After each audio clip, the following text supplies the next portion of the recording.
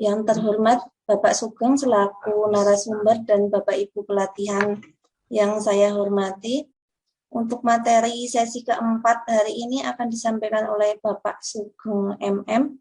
Kepada Bapak Sugeng dipersilakan. Terima kasih Mbak Oni. Apakah suara saya bisa terdengar Mbak Oni? Ya Pak, tapi ngapunten kok menggema aja. Oh menggema berarti atau mungkin saya pakai headset ya karena saya di ruangan. Oh iya Pak, monggo.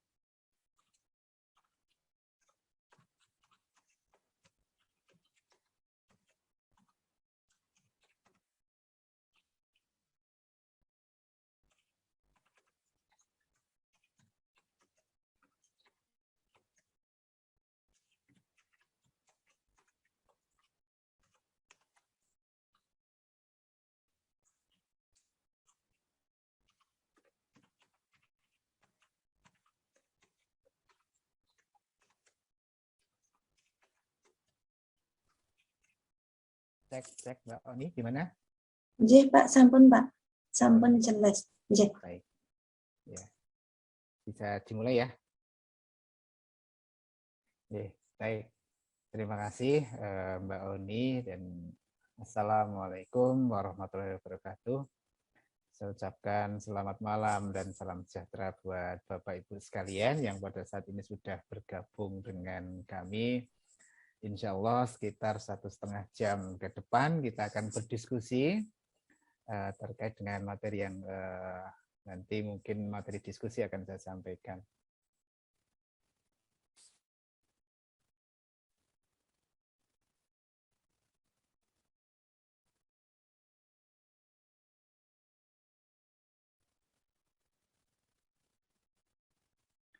Apakah materi saya sudah terlihat, Bapak Ibu sekalian, tentang perencanaan sarana dan prasarana?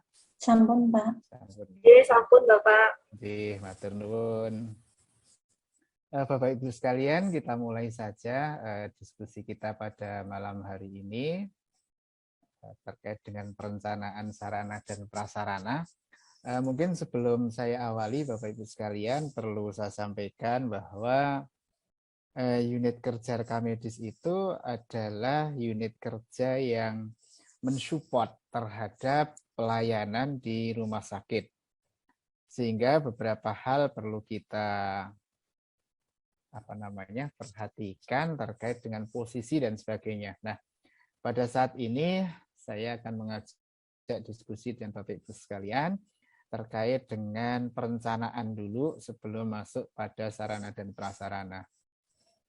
Bapak Ibu sekalian, terkait dengan kriteria unit kerja rekam medis, yang pertama kita lihat dari sisi lokasi. Nah, sebenarnya ini berawal dari ketentuan dalam akreditasi sebelum tahun 2012, jadi 2006, 2009 itu mempersyaratkan bahwa unit kerja rekam medis itu posisinya di tengah-tengah pelayanan. Maksudnya bahwa dari sisi lokasi, unit rekam medis itu posisinya di tengah rawat jalan, sehingga memungkinkan untuk retrieval dan distribusi rekam medis dapat cepat terlaksana. Jadi kalau misalnya memungkinkan, maka posisi unit kerja rekam medis itu posisinya misalnya pelayanan rawat jalan itu ada di lantai 1, ya berarti posisinya di lantai 1. Sehingga untuk pendistribusian rekam medis itu bisa dilakukan dengan cepat.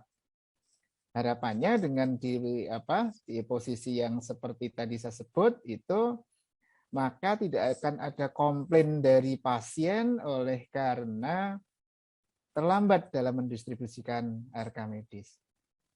Ini saya berbicara tentang rekam medis masih manual. Nanti kalau misalnya sudah elektronik, sedikit nanti kita juga bisa diskusi pada sesi yang mungkin menjelang akhir pertemuan begitu. Nah, kemudian yang perlu disampaikan kepada peserta didik dalam hal ini mahasiswa tentu saja adalah terkait dengan pemahaman unit kerja rekam medis terkait dengan fungsi, tugas pokok dan fungsinya. Kalau kemarin saya sampaikan tupoksi terkait dengan SDM, maka sekarang mungkin kita berbicaranya sedikit ke unit kerja, sehingga SOTK, unit kerja rekam medis, akan sangat berpengaruh terhadap posisi penempatan unit kerja rekam medis itu sendiri. Pertama lokasi, ya, kemudian yang kedua luas ruangan. Kantor dan tempat kerja cukup luas bagi staf dan personel yang berwenang lainnya. Maksudnya begini, mungkin kita bisa sampaikan kepada mahasiswa bahwasanya salah satu syarat unit kerja rekam medis itu harus memiliki ruangan yang cukup, ya, baik itu untuk pengolahan maupun juga untuk penyimpanan rekam medis. Ya, memang terus terang dari beberapa rumah sakit yang pernah saya kunjungi, ini adalah salah satu persoalan yang secara khusus hampir semuanya mengalami, yaitu apa? Terkait dengan luas ruangan. Sampai dengan saat ini, mahasiswa kita yang melakukan penelitian itu selalu bilang bahwasanya tempatnya kurang luas dan sebagainya. Nah, tentu saja dalam hal ini bagaimana melakukan sebuah pengaturan, kemudian juga melakukan sebuah pengelolaan agar supaya apa yang kita miliki atau apa yang dimiliki oleh unit kerja rekam medis itu lantas kemudian bisa atau mampu menunjang bagaimana pengelolaan rekam medis dan juga terkait dengan pelayanan rekam medis yang harus dilakukan. Sehingga luas ruangan dan sebagainya itu tentu saja sangat berpengaruh terkait dengan layanan yang diberikan. Berikutnya terkait dengan penyimpanan, ya, ruang penyimpanan. Cukup luas untuk menampung rekam medis aktif dan inaktif. Nah, ini juga saya katakan tadi di awal bahwasanya merupakan satu problematika sendiri, ya, problem sendiri bagi Paskes. Mahasiswa banyak melakukan penelitian terkait dengan bagaimana tempat penyimpanan, apakah aman, apakah kemudian bisa betul-betul menjaga kerahasiaan dari informasi yang ada di rekam medis dan sebagainya. Itu banyak sekali penelitian yang terkait dengan hal tersebut. Dan itu tidak hanya di puskesmas saja, tetapi di rumah sakit. Nah, beberapa rumah sakit yang pernah saya kunjungi, salah satu persoalannya adalah seperti ini. Bahkan di salah satu rumah sakit yang sebenarnya cukup besar, itu tipenya tipe B, itu juga bermasalah dengan tempat penyimpanannya. Kenapa? Karena memang tidak cukup memadai, sehingga perlu melakukan pengaturan-pengaturan yang sebenarnya dari sisi ketentuan itu sudah diatur di dalam baik itu peraturan menteri maupun juga kebijakan rumah sakit. Yang berikutnya aman. Kemungkinan rekam medis hilang, rusak, atau terambil orang yang tidak berhak pada lokasi penyimpanan. Nah, ketika kemudian kita berbicara aman, tentu saja ada beberapa hal yang mesti kita perhatikan. Ini belum masuk terkait dengan keamanan fisiknya.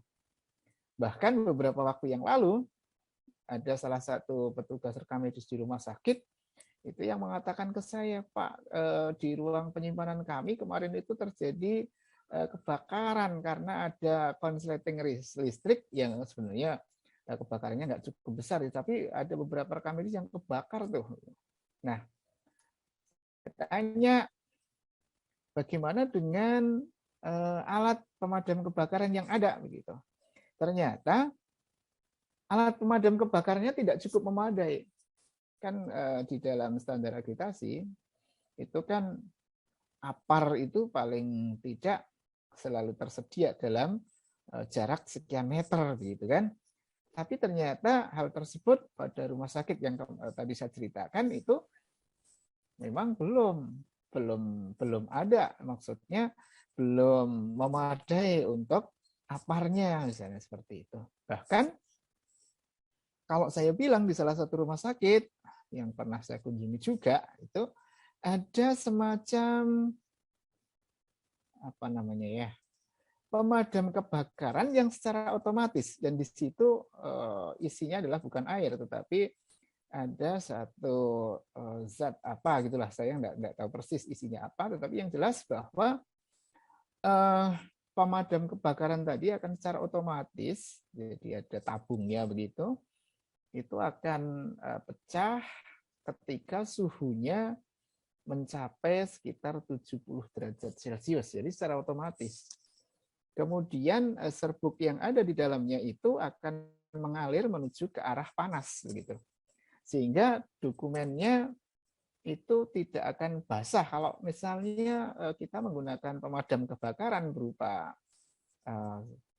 air begitu, maka pasti rekam medisnya yang nggak kebakar juga rusak. Karena apa? Karena di situ apa namanya akan basah kena air gitu. Nah, ini kan sama-sama rusak nih.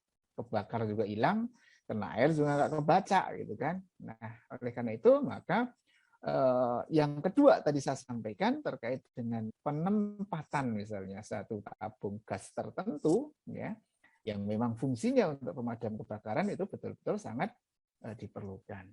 Nah, tentu saja itu memang membutuhkan investasi yang mungkin ya cukup besar gitu.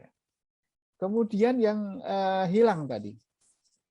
Nah, terkait dengan aman dan dari kehilangan ini tentu saja ada sebuah sebuah cara, sebuah metode yang kemudian harus diterapkan oleh teman-teman pereka medis yang mengelola atau bekerja di ruang penyimpanan ini agar supaya apa? Mampu mengendalikan terkait dengan pelepasan atau pengeluaran reka medis. Nah, ini bisa manual, bisa juga dengan komputer ya. Kalau manual ada buku ekspedisi dan sebagainya. Mahasiswa yang sering PKL di rumah sakit A itu masih menggunakan misalnya ekspedisinya berupa buku misalnya seperti itu. Nah, itu enggak apa-apa. Karena apa? Karena saya bilang bahwasanya kalau misalnya memang belum mampu, belum ada fasilitas untuk menggunakan komputer ya kita bisa saja dengan manual, tetapi akan lebih efisien dan efektif ketika menggunakan komputer, sehingga pengendaliannya akan lebih gampang dan bahkan kita mampu melakukan sebuah kontrol terhadap keberadaan rekam medis tersebut. Salah satu contoh apa? Salah satu contoh misalnya begini. Pada saat kita mengeluarkan rekam medis, kemudian ya foldernya sudah ada barcode dan sebagainya ya, kita tinggal barcode saja. Berarti sudah ada sebuah proses pengeluaran rekam medis. Nah, itu tentu saja syaratnya pasien sudah registrasi. Kemudian yang kedua, pada saat kita mengantar, sudah sampai di klinik misalnya seperti itu, kita barcode lagi. Di situ ada informasi terkait dengan penerimaan di klinik begitu. Kita punya dua data nih. Rekam medisnya sudah dilepas dari unit kerja rekam medis, kemudian sudah diterima. Nah, nanti kalau misalnya sudah dikembalikan, nanti akan dibarcode lagi. Dibarcode lagi supaya apa?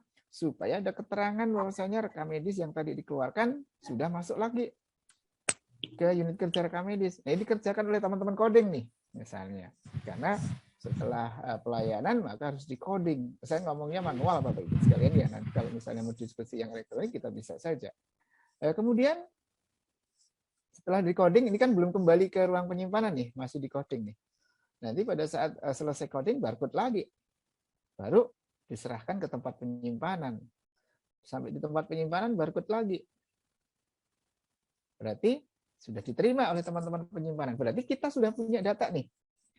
Pas rekam medis yang kita keluarkan tadi berapa, yang sudah sampai di klinik berapa, yang kembali ke coding berapa, yang sudah selesai coding berapa, yang sudah kembali berapa. Sehingga harusnya antara yang dikeluarkan dengan yang masuk sama, kan begitu. Kalau misalnya terjadi perbedaan angka, maka disitulah kemudian kita harus komunikasi dengan rawat jalan, misalnya dengan poliklinik, misalnya seperti itu.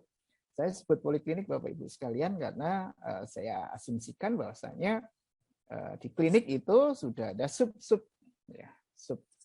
Misalnya penyakit dalam ada sub gastro, ada sub macam-macam gitu ya, sehingga di situ sebutannya poliklinik. Baik Bapak Ibu sekalian, perlu saya sampaikan bagaimana posisi pimpinan unit kerja rekam medis. Nah, pertama tanggap terhadap kebutuhan dan fasilitas yang memadai untuk operasional layanan rekam medis. Nah, apakah kemudian dikatakan memadai itu bisa dibilang bahwasanya itu relatif? Ya, memang hal itu bisa disebut mungkin relatif juga ya. Karena apa? Karena kebutuhan di masing-masing unit kerja rekam medis kemungkinan berbeda-beda. Memadai menurut ukuran apa? Kan pertanyaannya mungkin begitu. Kalau misalnya ini, saya asumsikan unit kerja rekam medis posisi di lantai 1, rawat jalan posisinya di lantai 1 dan lantai 2 misalnya. Dikatakan memadai ketika ada fasilitas dari lantai 1 untuk membawa rekam medis ke lantai 2. Tetapi cukup memadai jika kemudian semua layanan itu di lantai 1 ya, dan kita cuma punya troli misalnya seperti itu sudah memadai. Ya, makanya tadi saya sampaikan bahwa memadai di sini sifatnya adalah memang relatif dalam hal ini. Tapi yang jelas bahwa fasilitas, sekali lagi, fasilitas untuk distribusi rekam medis ini memadai berdasarkan ukuran yang harus ada pada vaskes tersebut. Kemudian kerjasama, interaksi dalam merencanakan fasilitas kebutuhan rumah sakit. Hindari, nah ini yang sering terjadi nih, tidak diajak atau tidak dilibatkan atau dianggap kurang kompeten dalam proses sebuah perencanaan. Atau memang tidak mampu berperan dalam tugas perencanaan tersebut. Nah ini jangan sampai terjadi. Makanya saya sampaikan kepada Bapak Ibu sekalian bahwa bagaimanapun juga upaya kita agar kemudian mahasiswa kita itu memiliki sebuah kepercayaan dan juga kemampuan dalam hal untuk melakukan sebuah perencanaan terhadap unit kerja. Inilah yang betul-betul ditekankan agar supaya apa? Agar supaya pada proses ini tidak mengalami kesulitan. Jadi ketika kemudian akan melakukan sebuah perencanaan terhadap unit kerja rekam medis, maka cukup memiliki kemampuan untuk melakukan sebuah usulan yang kemudian ya tentu saja rasional begitu. Jangan sampai nanti ditanya nih tempat penyimpanan, oke, usul tempat penyimpanan. Kemudian ditanya sama pimpinan rumah sakit, berapa luasnya tempat penyimpanan yang Anda usulkan, misalnya seperti itu. Nah, ini kesulitan untuk jawab. Karena apa? Karena tidak melakukan penghitungan terhadap apa? Ruang yang dibutuhkan. Tidak tahu juga ukuran raknya, misalnya. Nah, kalau tidak tahu ukuran raknya, ini fatal nih. Kita pasti gagal untuk mengetahui berapa luas ruangan yang kita perlukan. Makanya beberapa hal betul-betul ditekankan bahwasanya nanti peserta didik kita itu mampu untuk melakukan penghitungan baik itu terhadap luas ruangan maupun juga terhadap fasilitas yang ada. Baik Bapak Ibu sekalian, barangkali beberapa slide sudah saya sampaikan. Jika ada diskusi yang ingin disampaikan Bapak Ibu, kami persilahkan. Supaya nanti tidak terlalu jauh mungkin seperti itu. Monggo kalau misalnya ada yang mau didiskusikan.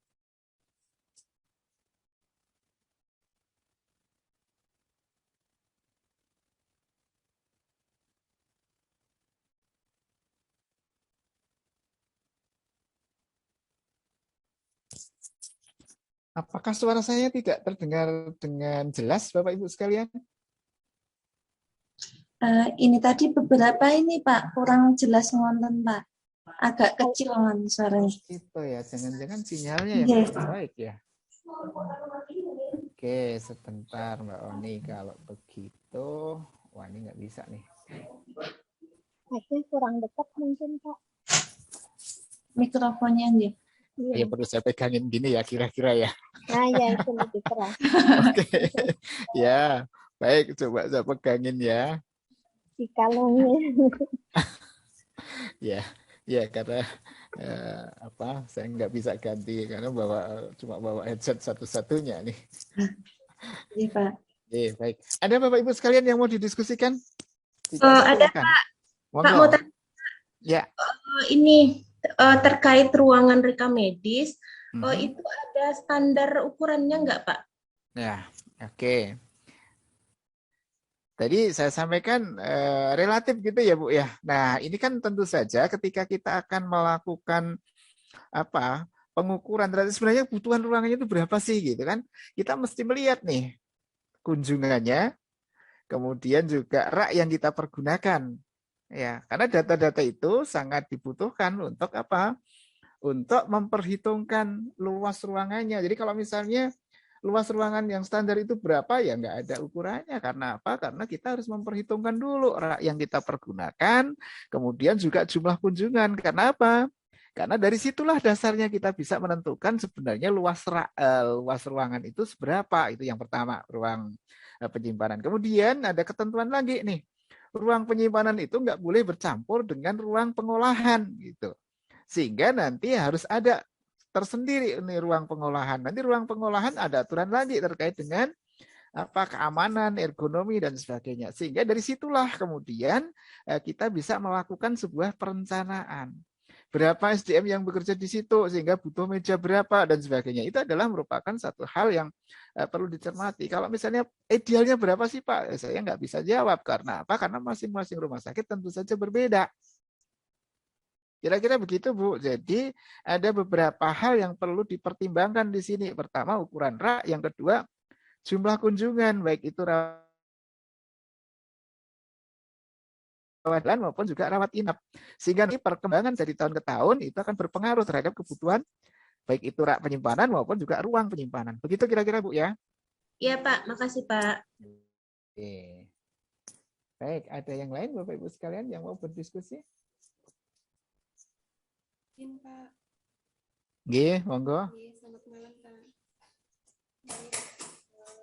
Terkait dalam hal kerjasama begitu Pak, kan di sini disampaikan bahwa hindari tidak diajak atau tidak dilibatkan, kemudian dianggap kurang kompeten, lalu tidak berperan. Nah di sini yang dimaksudnya itu apakah stafnya ataukah pimpinan tersebut Pak? Ya maksudnya artinya harus memiliki kemampuan yang memang diharapkan Pak dalam hal kerjasama begitu. Terima kasih Pak.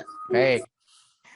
Di sini memang peran pimpinan Ibu. Cuma pimpinan itu kan juga harus dapat masukan dari anggotanya ya Bu ya. Artinya seorang pimpinan itu akan lemah posisinya jika tidak didukung oleh stafnya yang kuat gitu maksud saya. Sehingga misalnya begini. Contoh si A itu jadi pimpinan unit kerja rekam medis nih. Ya. Si A ditanya nih sama manajemen rumah sakit, sama direktur. Pak A, Anda itu kepala rekam medis, Anda butuh ruangan berapa? Misalnya, berapa luas misalnya. Nah tentu saja kan kepala unit kerja rekam medis nggak akan ngukur-ngukur sendiri kan. Pasti dia akan juga kerjasama dengan stafnya begitu yang di penyimpanan. Itu yang misalnya di penyimpanan kira-kira kamu itu butuh berapa ruang? Berapa luas ruangan Anda misalnya. Oh iya Pak, ini Pak, datanya begini. Ukuran tebal rekam medis kita rawat jalan sekian, rawat inap sekian, kemudian ukuran rak kita sekian, kemudian perkembangannya setiap hari tambah sekian persen dan sebagainya, sehingga kita bisa persiapkan, bisa rencanakan bahwasanya ruangannya itu adalah memerlukan sekian luas misalnya. Nah, kalau misalnya pertanyaannya kenapa sih kemudian apakah kurang kompetensi dan sebagainya, kurang kompeten dan seterusnya, maka Yang saya ingin sampaikan adalah bahwa pimpinan ini harus betul-betul menjadi seorang leader yang kemudian mampu untuk melibatkan anak buahnya juga di dalam sebuah proses perencanaan. Ya, sehingga apa? Pertama, datanya valid. Karena apa? Karena datanya adalah berasal dari staf yang posisinya bekerja di situ. Yang pertama. Kemudian yang kedua, secara tidak langsung terjadi transfer knowledge di situ antara pimpinan juga dengan stafnya. Karena apa? Diberikan kepercayaan tadi untuk bisa melakukan penghitungan. Tapi jangan sampai nanti pimpinan ini juga hanya menerima saja. Ini persoalannya ini. Jangan sampai hanya menerima laporan saja tanpa melakukan cross check dan sebagainya.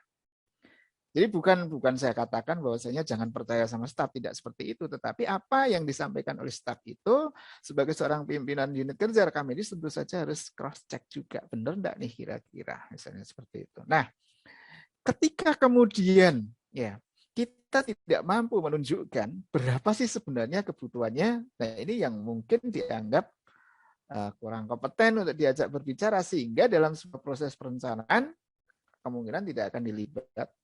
Jadi terima jadi begitu. Saya punya pengalaman waktu saya sebagai seorang utusan dari rumah sakit, sister hospital waktu itu, ke salah satu rumah sakit di wilayah Indonesia Timur, begitu. Saya ditanya sama direktur rumah sakit tersebut, Pak, berapa kebutuhan untuk ruang penyimpanan rekam medis ini selama 5 tahun ke depan gitu. Saya tinggal tanya saja sama kepala rekam medisnya, kunjungan sehari berapa, kemudian rak yang dimiliki seperti apa, dan seterusnya. Sehingga dalam waktu yang tidak terlalu lama saya bisa sebutkan, oh yang dibutuhkan adalah 10 meter kali misalnya 3,5 meter misalnya seperti itu, karena raknya ukurannya 3 meter, sehingga saya bilang 3,5 supaya ada space gitu kan, atau 3,5 atau 4 meter begitu, supaya kemudian ada space untuk teman-teman rekam medis bekerja di ruangan tersebut. Nah, begitulah Bu, kira-kira Bu kondisinya, sehingga betul-betul dalam hal ini baik itu staf maupun pimpinan unit kerja rekam medis harus siap data-data seperti yang tadi saya sampaikan. Kira-kira begitu Ibu. Oke, baik Pak, terima kasih. Ya. Ada yang lain Bapak Ibu sekalian? Kalau tidak, saya lanjutkan. Kok suka lompat-lompat ya? Ya. Kemudian kita harus perhatikan fungsi dari unit kerja rekam medis. Pertama ada admisi. Penerimaan pasien baik itu rawat jalan, UGD maupun rawat inap. Nah, kalau kita berbicara tentang kompetensi ya, rekam medis, memang betul. Admisi itu adalah kompetensinya rekam medis untuk proses identifikasi. Artinya kita juga harus melakukan sebuah perancangan bahwasanya counter yang dibutuhkan itu seperti apa gitu. Apalagi kemarin pada saat pandemi mulai, kemudian sampai dengan puncaknya itu, nah kita berupaya bagaimana agar teman-teman rekam medis dalam hal ini tuh ya terlindungi begitu, sehingga usulan untuk penempatan penggunaan akrilik dan sebagainya itu betul-betul sangat diperlukan. Baik itu di penerimaan rawat jalan, UGD maupun juga rawat inap. Ya. Nah, berikutnya karena kita punya admisi di tempat di 4 titik ya, 3 titik. Itu maksud saya begitu. 3 titik, ada di rawat jalan, ada di UGD, ada di rawat inap. Nah, kemudian kita harus lihat nih gimana nih posisinya. Jangan-jangan teman-teman kita nggak kebagian tempat nih untuk melakukan registrasi. Ya. Terus bagaimana nih desainnya nih supaya kemudian pelayanannya bisa lebih teratur, bisa lebih nyaman, kemudian juga pasien tidak merasa terlalu banyak kerumunan dan sebagainya. Makanya diatur di situ.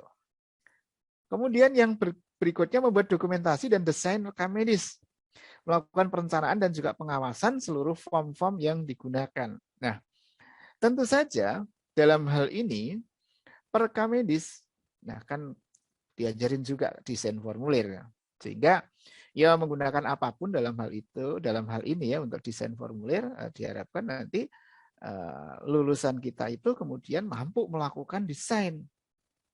Ya. Kemudian tidak cuma sekedar sampai desain, nanti juga kita akan sedikit singgung bagaimana perencanaan pengadaannya sampai dengan berapa rupiah yang dikeluarkan untuk anggaran pembelian kertas misalnya, pembelian formulir. Kemudian bagaimana caranya melakukan pengawasan form-form yang digunakan, misalnya dengan menggunakan nomor formulir begitu ya, untuk memudahkan kontrol. Kemudian juga bagaimana distribusinya, jangan sampai terjadi pemborosan. Ya. Kemudian yang berikutnya pembuatan dan pemeliharaan sistem identifikasi unik termasuk master pasien index. Nah, kalau misalnya saat ini kan kondisinya sudah hampir semuanya menggunakan registrasi komputer ya Bu ya, Pak ya. Sangat jarang tuh sekarang yang melakukan pendaftaran manual. Ya berarti nanti yang dibutuhkan adalah bagaimana nanti desain dari MPI ini, Master Patient Index ini yang secara otomatis akan terbentuk pada saat kita melakukan proses registrasi. Ya, sehingga nanti kunci-kunci tertentu misalnya terkait dengan misalnya ada pasien yang nggak bawa rekam medis, nggak bawa kartu pasien, itu bagaimana cara mencarinya dan sebagainya, di situ difasilitasi. Kemudian mempersiapkan rekam medis pasien baru, rawat jalan, UGD, dan rawat inap. Ya, berarti apa? Berarti pada tempat pendaftaran itu kemungkinan besar akan ada loker untuk penyiapan ataupun juga rawat inap. Nah, pertanyaannya adalah apakah kemudian ya loker-loker yang ada misalnya di tempat penerimaan pasien itu tidak akan mengganggu ruang gerak dari teman-teman kita. Kalau misalnya ruangnya sempit, nah ini kepala unit rekam medis harus berpikir ulang ini, apakah kemudian penempatan rekam medis baru itu harus di situ atau di mana? Karena apa? Karena itu merupakan bagian dari pekerjaan rekam medis. Berikutnya mengassembling atau merakit, melengkapi dan juga mengontrol rekam medis yang tidak lengkap. Itu ruangan yang memang dipergunakan untuk pengolahan rekam medis sejak dari penerimaan pengembalian rekam medis sampai dengan melakukan analisis baik itu kuantitatif maupun kualitatif. Nah, tadi di awal sudah saya sampaikan jangan sampai ruang pengolahan ini menjadi satu dengan ruang penyimpanan. Kira-kira apa ya alasannya ya? Kenapa sih kemudian tidak direkomendasikan untuk jadi satu antara ruang penyimpanan dengan ruang pengolahan? Sementara ini sebenarnya sebuah pekerjaan yang saling berkaitan. Tapi kenapa? Kok nggak boleh dilakukan di ruangan yang sama? Nah, baik. Bapak Ibu sekalian, tadi sudah saya sedikit singgung bahwasanya terkait dengan keamanan. Kita tahu bahwasanya pada saat ya pengembalian rekam medis itu pasti ada SDM yang bukan rekam medis, atau saya katakan bukan SDM unit kerja rekam medis yang keluar masuk di situ. Bapak Ibu bisa bayangkan kalau misalnya itu kemudian jadi satu dengan ruang penyimpanan, bagaimana tingkat keamanan di ruang penyimpanan tersebut? Karena apa? Karena ada sumber daya manusia yang bukan sumber daya manusianya unit kerja rekam medis, tetapi keluar masuk di situ. Nanti mungkin pertanyaan lagi, Pak kan sudah disumpah, ya kan belum tentu semua yang disumpah. Karena yang nakes yang disumpah, kalau itu bukan nakes, saya yakin tidak ada sumpah. Nah, inilah yang kemudian perlu kita perhatikan bersama, kenapa sih kemudian ruang penyimpanan itu dibedakan dengan ruang pengolahan. Kemudian ada klasifikasi penyakit, statistik, morbiditas dan mortalitas, pengumpulan data, statistik rumah sakit, ya. pelayanan koresponden medis meliputi ringkasan pasien pulang, surat keterangan medis dan sebagainya. Khusus untuk yang G, mungkin sedikit saya sampaikan. Bapak Ibu sekalian, pelayanan korespondensi medis ini, saya sebut seperti itu kan nanti ada orang, atau mungkin saya katakan pasien atau keluarga pasien, yang keluar masuk di situ. Kenapa? Karena kaitannya dengan permintaan surat keterangan medis, misalnya seperti itu. Berarti ruangan ini termasuk ruangan yang harus memiliki privasi. Artinya apa? Artinya ruang ini adalah ruang khusus. Karena apa? Karena nanti pasien atau keluarga pasien kemungkinan akan menyampaikan sesuatu hal yang sebenarnya sifatnya adalah rahasia. Oleh karena itu, bagaimana upayanya di dalam sebuah perancangan kita buat untuk pelayanan ini agar supaya privasi pasien betul-betul terlindungi. Berikutnya ada pelayanan riset dan pendidikan bagi para profesi medis dan juga tenaga kesehatan lainnya. Nah ini kalau di rumah sakit pendidikan ya, luar biasa nih. Jadi di tempat saya kerja itu kira-kira setiap hari ada 30 peneliti sampai 35 peneliti. Berarti apa?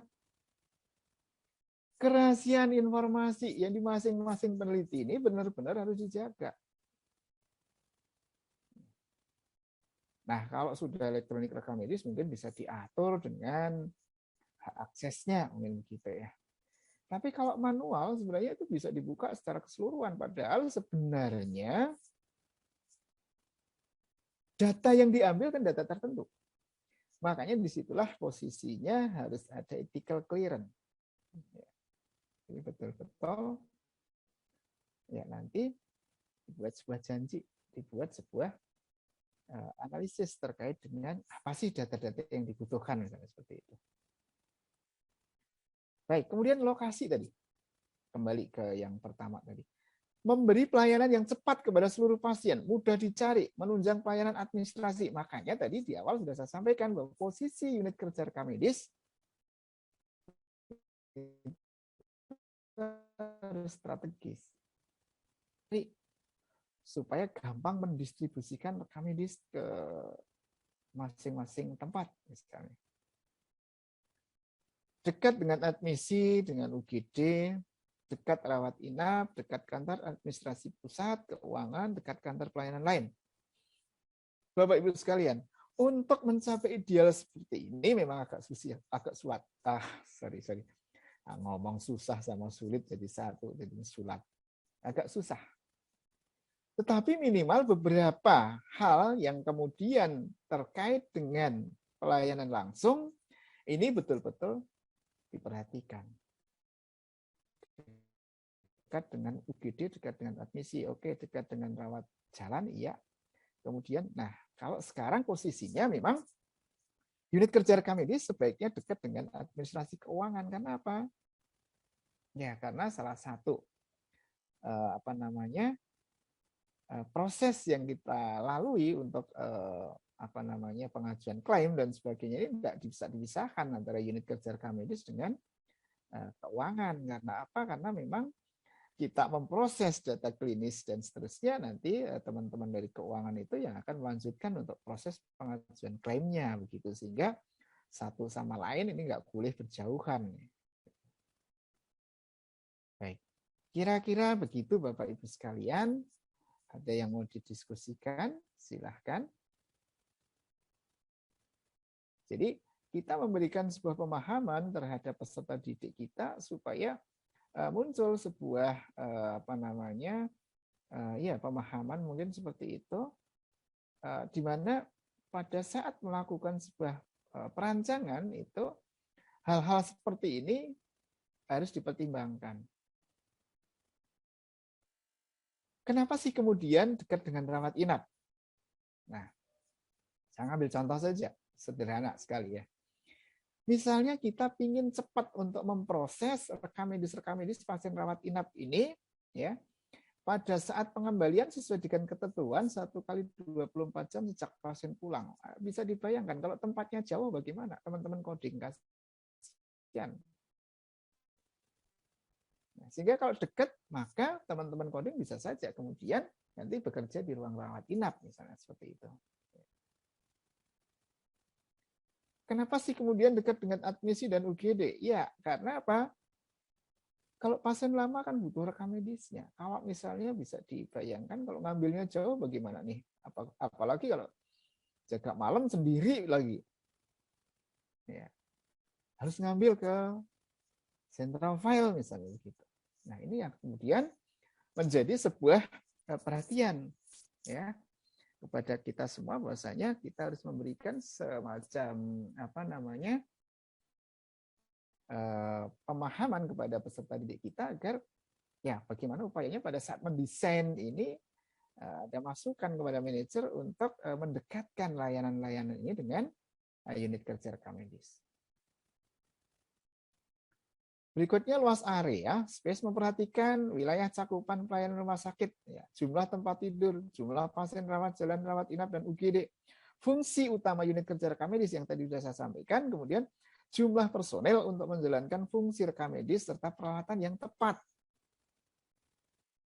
Sehingga tadi ketika salah satu peserta, Ibu tadi ada yang diskusi terkait dengan berapa luas sih yang dibutuhkan, maka inilah data yang dibutuhkan. Ada cakupan, ada jumlah tempat tidur, dan jumlah tempat tidur ini nanti akan berbanding dengan jumlah pasien yang dirawat. Kita lihat bornya berapa misalnya. Kemudian jumlah personel untuk menjalankan fungsi rekam medis, jelas sekali kita kemarin sudah diskusi terkait dengan penghitungan kebutuhan sumber daya manusia. Kemudian peralatan yang tepat. Nah, peralatan yang tepat ini memang terkait dengan fasilitas yang disediakan oleh rumah sakit untuk menunjang kecepatan proses misalnya distribusi dokumen.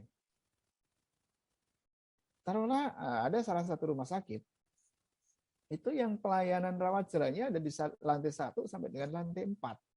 Sementara central file posisinya ada di lantai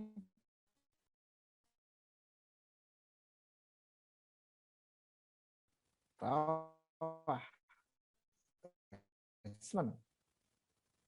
Ya, makanya ada rang atau jump-letter. Silahkan saja.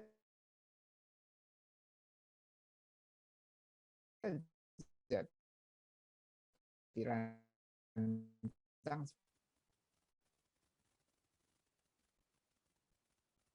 Kemudian perluasan kebutuhan jaringan komputer ya, kalau misalnya sudah menggunakan jaringan komputer ya berarti harus dipikirkan bagaimana perluasannya untuk jaringan komputer. Sistem file yang digunakan, penjajarannya, sistem penomoran yang digunakan. Kemudian pengelolaan, apakah sentralisasi atau desentralisasi, ini cukup banyak pengaruhnya terhadap luasan area tadi. Mungkin Bu Fitri sudah sampaikan bagaimana kalau sentralisasi dan bagaimana kalau desentralisasi begitu kemarin. Kemudian jumlah tahun untuk usia rekam medis aktif, maksudnya di sini adalah retensi. Ya kalau retensi sebenarnya sudah ada aturannya. Sudah ada peraturan menterinya yang mengatur hal tersebut. Kemudian pelayanan khusus yang harus dilayani unit kerja ini. Ada enggak pelayanan yang khusus? Misalnya ada klinik VIP misalnya seperti itu. Yang notabene di sini adalah merupakan unggulan dari layanan di rumah sakit yang kemudian membutuhkan pelayanan yang cepat misalnya. Nah, ini harus mendapatkan perhatian juga secara khusus. Oleh karena apa? Misalnya itu layanan unggulan, dan di awal saya sudah sampaikan bahwa unit kerja rekam medis itu adalah mensupport ya, semua layanan yang ada di rumah sakit. Berikutnya perancangan ruangan. untuk sumber daya manusia dan peralatan unit kerja rekam medis. Luas lantai ditentukan dengan jumlah personil atau karyawan. Ya. Jumlah meja kerja. Pasti. Karena apa? Karena pasti ada jaraknya kan antara meja yang satu dengan meja yang lain. Kemudian penyimpanan rak rekam medis dan peralatan kerja. Mohon maaf, salah ketik tuh. Lain yang diperlukan untuk menjalankan fungsi unit kerja rekam medis seperti filing kabinet, rak. Ya, itu kalau misalnya masih manual banget ada cube-nya atau komputer. Kemudian nah, luas ruang gerak yang diperlukan. Artinya kita harus memikirkan juga bagaimana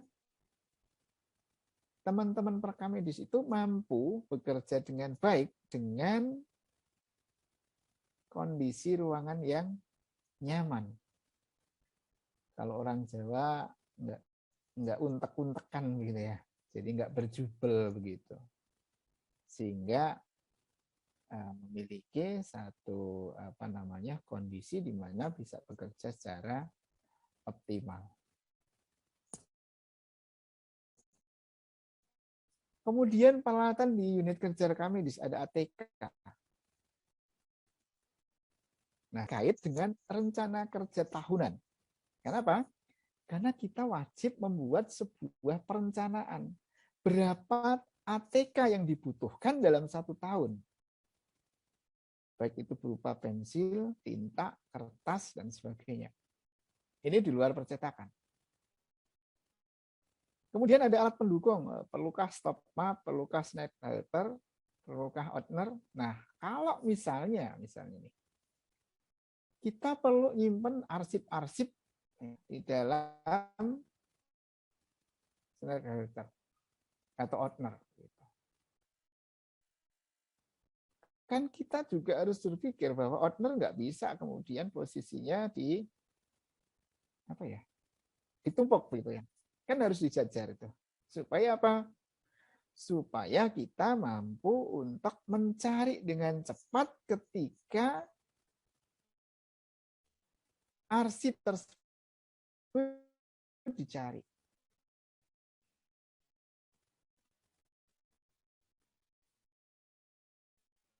Contohnya apa nih? Ada beberapa formulir yang diabadikan misalnya seperti itu. Sebelum dilakukan scan. Jadi sebelum di-scan untuk masuk di dalam atau dialih mediakan begitu. Karena dikhawatirkan suatu saat walaupun sudah tidak aktif rekam medisnya ini ya akan dipergunakan oleh pasien atau mungkin keluarga pasien. Kenapa? Kenapa sih kemudian rekam medis bayi baru lahir itu harus disimpan lebih lama gitu? Karena suatu ketika tuh bayi lahir di rumah sakit umurnya sudah 25 tahun. Maksudnya itu lahirnya sudah 25 tahun yang lalu gitu. Datang ke rumah sakit mau nyari duplikat surat kelahiran karena apa? Karena keperluan administratif. Coba dibayangkan kalau misalnya kita nggak punya data sama sekali. Kira-kira rumah sakit berani nggak mengeluarkan pernyataan bahwa ya bayi ini lahir di rumah sakit ini 25 tahun yang lalu. Anak dari seorang ibu bernama X misalnya seperti itu. Saya yakin nggak akan berani. Karena apa? Kita nggak punya data. Sehingga beberapa hal yang perlu diperhatikan pada saat melakukan pemusnahan dan sebagainya, jangan sampai nanti rumah sakit sama sekali nggak punya data. Kemudian alat-alat, misalnya alat termasuk di dalamnya adalah berkas rekam medis, kartu penunjuk, kartu indeks, formulir peminjaman rekam medis, kartu tunjuk silang, tracer, dan sebagainya. Kemudian tempat penyimpanan arsip. Rekam medis bisa yang mobile filing, filing kabinet, box file, kotak sortir, almari indeks, dan sebagainya. Kemudian perabot kantor yang dibutuhkan untuk menunjang pekerjaan teman-teman rekam medis. Ini ada meja, ada kursi, ada almari untuk menyimpan arsip misalnya. Kemudian ada mesin-mesin komputer, mesin fotokopi, scanner, perfurator dan sebagainya. Ini ya beberapa alat yang dibutuhkan untuk teman-teman yang bekerja di perakitan. Nah, Bapak Ibu sekalian, perlu saya sampaikan di sini. Peralatan-peralatan ini nantinya akan masuk di dalam perencanaan untuk setiap tahun. Sehingga kita harus punya data. Kita itu butuh rekam medis berapa sih dalam 1 tahun? Nah, untuk menentukan kebutuhan tersebut, tentu saja kita harus punya data. Salah satu data yang dipergunakan adalah data perkembangan atau tren perubahan dari jumlah pasien, sehingga kita tidak mengalami kesulitan ketika pasien kita jumlahnya naik terus, sementara kita salah merencanakan. Maksudnya salah merencanakan bagaimana? Maksudnya adalah bahwa kita tidak memperhitungkan pertumbuhan. Itu dari sisi jumlah. Kemudian dari sisi pengeluaran biaya.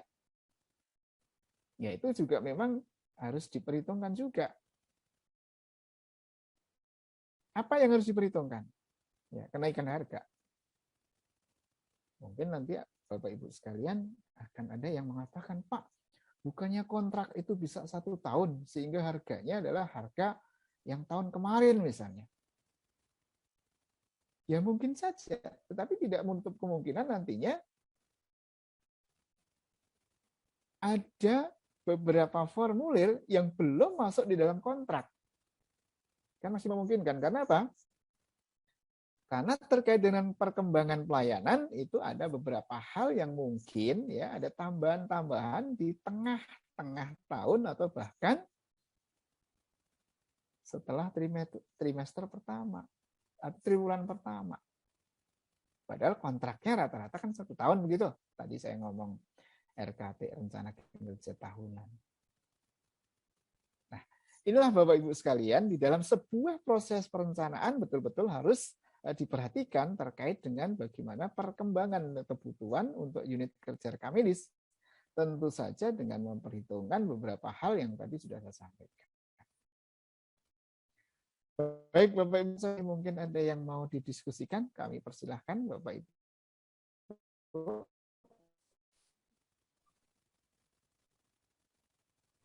Pak, mau tanya Pak. Monggo. Ini terkait pengelolaan desentral tadi, Pak. Jika berkas rekam medis itu disimpan pada 2 tempat, itu masuk sentral atau desentral itu, Pak? Maksudnya 2 tempat rawat jalan, rawat inap dipisah? Bukan, dia tetap digabung, tapi misalnya 1 tempat ini sempit, 2 ruangan gitu, misalnya di lantai 1 berkas. Di lantai 2 juga ada penyimpanan rekam medisnya gitu, Pak. Oke. Ya, kita kembali lagi pada konsep sentral. Konsep sentral itu adalah penyimpanan di dalam ruang yang sama dengan sistem yang sama. Berarti kalau misalnya disimpan di ruang yang berbeda, itu adalah tidak masuk di dalam konsep sentral. Berarti tetap desentral ketika kemudian ada 2 ruangan yang berbeda, apalagi beda lantai ya. Yang kemudian dipergunakan untuk nyimpen terpisah. Begitu Ibu?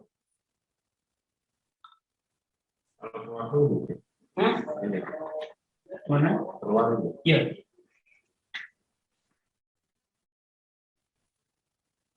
Begitu Bu Rica ya tadi ya yang confirm ya? Pak, suara Bapak putus-putus. Tadi pas menjawab tadi putus-putus, Pak. Oke, saya ulangi ya. Konsep, kita kembalikan ke konsep. Konsep sentral itu adalah penyimpanan di satu ruangan dengan metode yang sama, begitu kan?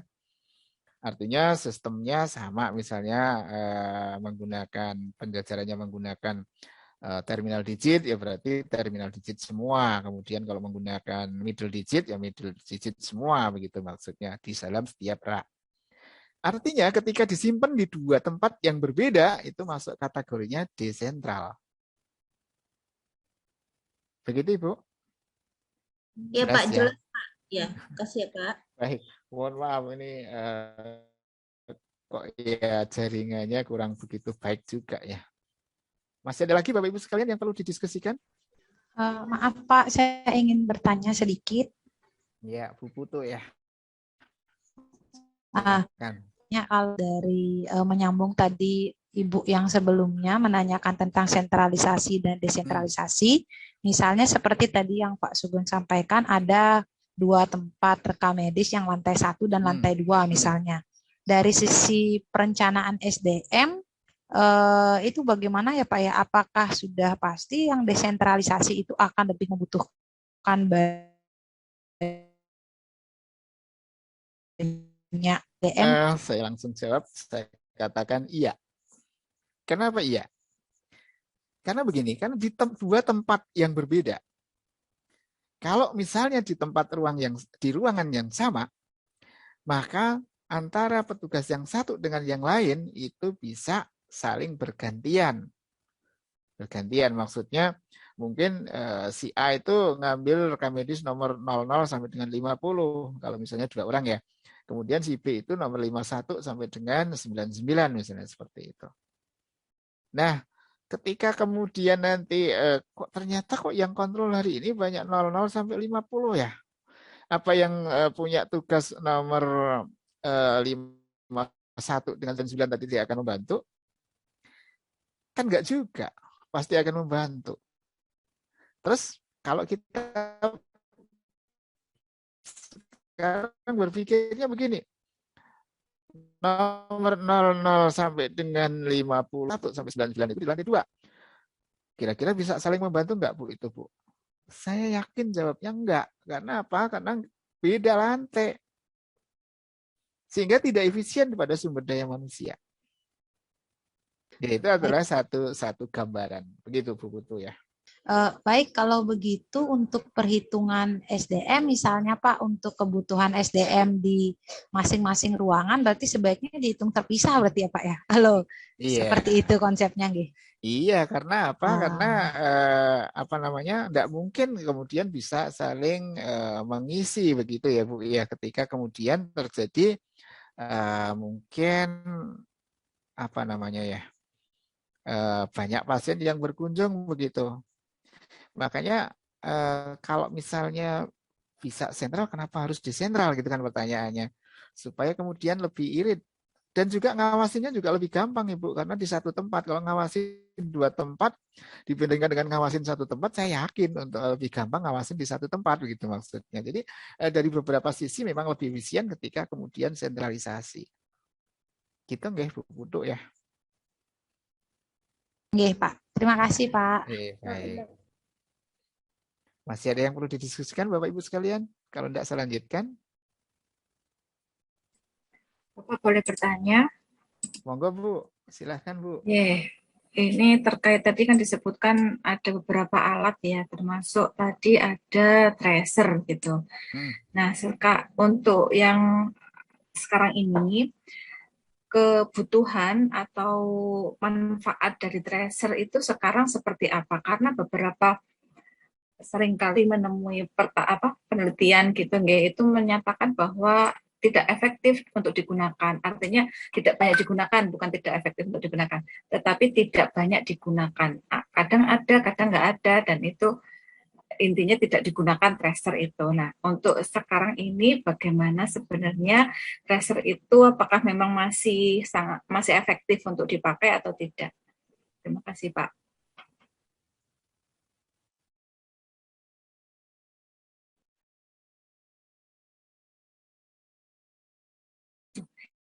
Ya, baik.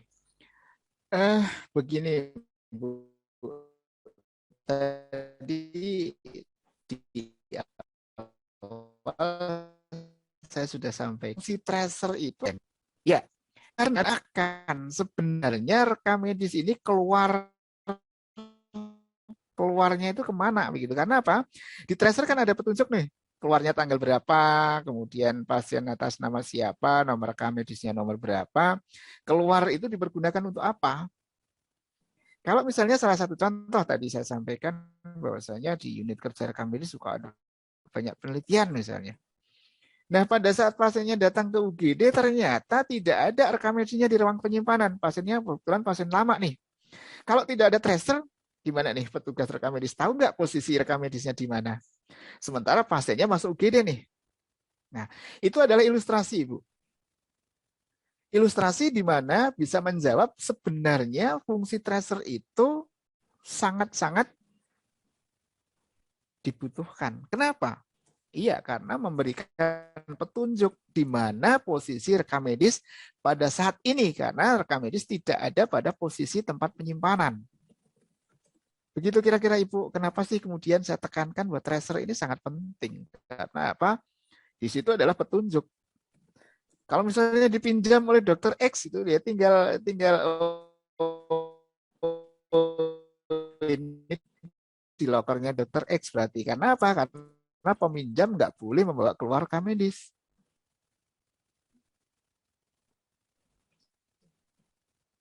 Bisa dipulilis ya? Tadi ya? Pak. Iya, bisa dipahami Pak. Berarti memang perlu sebenarnya ya, cuman ada rumah sakit yang nggak dipakai gitu. Nah, saya agak khawatirnya begini Bu, sebenarnya penelitian tadi itu karena memang rumah sakit tadi, mungkin petugas rumah sakit tadi tidak konsisten menggunakan tracer. Nah, sebenarnya penelitiannya harus dilanjutkan bagaimana pengaruhnya terhadap tidak dilakukan penggunaan tracer tadi. Saya yakin bahwasanya kontrol terhadap pengeluaran rekam medis nggak ada datanya itu. Ya, banyak misfile juga akhirnya ada pembuatan medis baru dan double nomor itu akhirnya. Risiko dari penerapan. Baik Pak, terima kasih. Kok suka lompat-lompat ya, ditekan sekali tapi lompatnya lebih dari satu kali. Sampai di sini ya tadi ya. Oke. Kemudian tipe rak, Bapak Ibu sekalian. Beberapa penelitian mahasiswa juga menunjukkan beberapa bentuk rak yang mungkin berbeda-beda. Bahkan suatu ketika ada penelitian yang dilakukan oleh mahasiswa, raknya itu tingginya sampai hampir 3 meter begitu. Raknya terbuka sih, ya terbuka.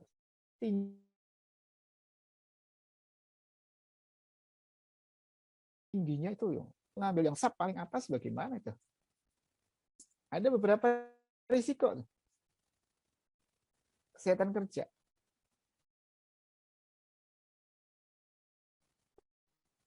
Kalau misalnya kita menggunakan rak terbuka, ini irit tempat, irit waktu penyelesaian filing atau retrieval. Apalagi kalau misalnya rak terbuka tersebut merupakan mobile file. Nah, jadi raknya mobile begitu, roll opaque misalnya seperti itu. Itu akan sangat membantu. Cuma memang investasinya itu yang cukup mahal. Tetapi itu dari sisi tempat akan irit, dari sisi waktu untuk untuk pengambilan juga lebih cepat, kemudian keamanan juga lebih terjamin. Karena apa? Karena ketika sudah selesai pelayanan, maka bisa ditutup sehingga itu bisa menghindari dari gangguan binatang-binatang yang mungkin merusak file begitu. Kemudian rak tertutup, ya memang dari sisi bersihnya mungkin iya lebih bersih, cuma butuh waktu untuk mengambil dan juga mencari. Jadi kalau misalnya kita menggunakan rak tertutup kayak filing kabinet gitu, pakai buka laci, nutup laci, nyari juga. Dan di situ juga makan tempat, memerlukan tempat maksudnya, bukan makan tempat ya, memerlukan tempat. Jarak antara baris rak yang satu dengan rak yang lain itu ada sekitar 70 sampai 90 cm. Tapi kalau misalnya sampai 90 cm itu terlalu, saya katakan terlalu luas karena nanti tidak efisien di ruang penyimpanan. Tetapi Kalau misalnya itu menggunakan rolloback mungkin masih bisa diatur. Rata-rata jarak rak itu yang saat ini diterapkan di beberapa rumah sakit itu adalah 50 cm. Tapi misalnya kalau 50 cm itu sebenarnya nanti kalau misalnya ada dua teman yang ngambil pada rak atau pada space yang sama dengan nomor mungkin selisih satu nomor begitu, itu bisa saling bersinggungan artinya ya sebenarnya kurang nyaman. Nah, terkait dengan menghitung kebutuhan rak, tentukan terlebih dahulu kebutuhan untuk menyimpan berapa tahun rekam medis. Ya, jawabnya jelas nih, sesuai dengan ketentuan retensi adalah 5 tahun kan begitu. Berapa jumlah rekam medis ada di rak aktif? Nah, ini harus kita perhitungkan juga. Berapa sih sebenarnya rekam medis yang posisinya di rak aktif? Jadwal retensi sesuai peraturan yang ada. Nah, kapan dilakukan sebuah proses pengurangan dari dokumen itu? Apakah dilakukan setiap hari? Atau jangan-jangan tidak terjadwal nih. Kalau tidak terjadwal susah untuk memperkirakan. Ya, mohon maaf, saya ngomong ya kok double susah sama sulit. Kemudian luas penyimpanan di rumah sakit setempat, nilai klinis dan riset dari rekam medis itu sendiri. Maksudnya begini. Saya tidak tahu, mungkin Bu Fitri sudah menyampaikan ya terkait dengan beberapa faktor yang mempengaruhi terhadap proses untuk retensi rekam medis. Atau ya kalau retensi saya kira cukup jelas dasarnya itu 5 tahun berdasarkan peraturan menteri. Cuma yang saya maksud di sini adalah pengurangan rekam medis atau sering disebut juga penyusutan dan sebagainya. Pemindahan rekam medis dari aktif ke inaktif maksudnya itu. Karena ada pertimbangan pertimbangan riset ya. Jadi banyak sekali penelitian-penelitian yang retrospektif yang lebih dari 5 tahun. Ini menjadi sebuah pertimbangan. Jadi kasus-kasus tertentu, kasus-kasus yang secara khusus itu biasanya ada penelitian yang retrospektif dan itu lebih dari 5 tahun. Ini yang perlu disikapi.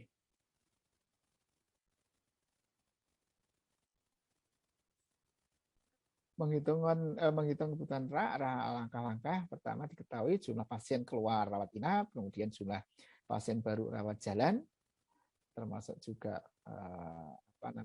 dirawat jalan dan UGD, kemudian jumlah rekam medis yang akan disimpan, misalnya 5 tahun, misalnya seperti itu ya, 5 tahun ketentuannya memang seperti itu.